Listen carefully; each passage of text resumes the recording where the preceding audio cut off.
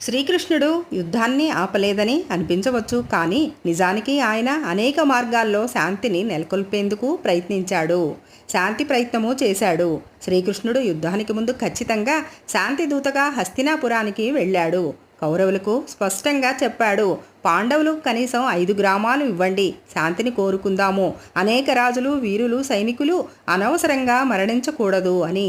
కానీ దుర్యోధనుడి అహంకారము, ద్రోహభావన ఆయన్ను పూర్తిగా అంగీకరింపచేయలేదు.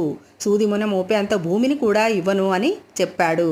ధర్మ పరిరక్షణ కోసం భగవద్గీతలో శ్రీకృష్ణుడు చెప్పినట్లు ధర్మ సంస్థాపనార్థాయ సంభవామి యుగే యుగే అంటే ఆయన అవతారం ధర్మాన్ని నిలబెట్టడం కోసమే.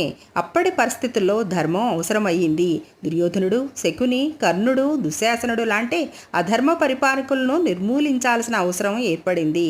ప్రాణ నష్టం అనేది కర్మ ఫలితం. యుద్ధంలో చనిపోయేవారు తమ గత కర్మ ఫలితాన్ని అనుభవించాల్సిన సమయం అది. దానికి శ్రీకృష్ణుడు కర్త కాదు, ఆయన సాక్షిగా ఉంటూ ధర్మానికి మార్గం చూపిస్తాడు.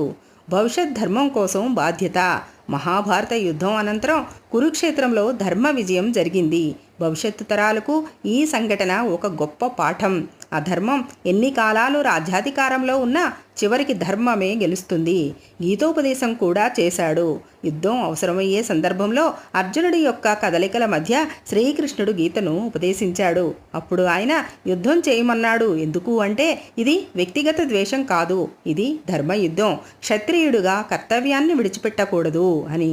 కానీ ఆయన ఎన్ని రకాలుగా శాంతికి ప్రయత్నించినా దుర్మార్గుల ధర్మ విరుద్ధ నిర్ణయాల వల్ల యుద్ధం తప్పలేదు. చివరకు అది ధర్మ విజయాన్ని సాధించడానికి అవసరమైన మార్గం అయ్యింది.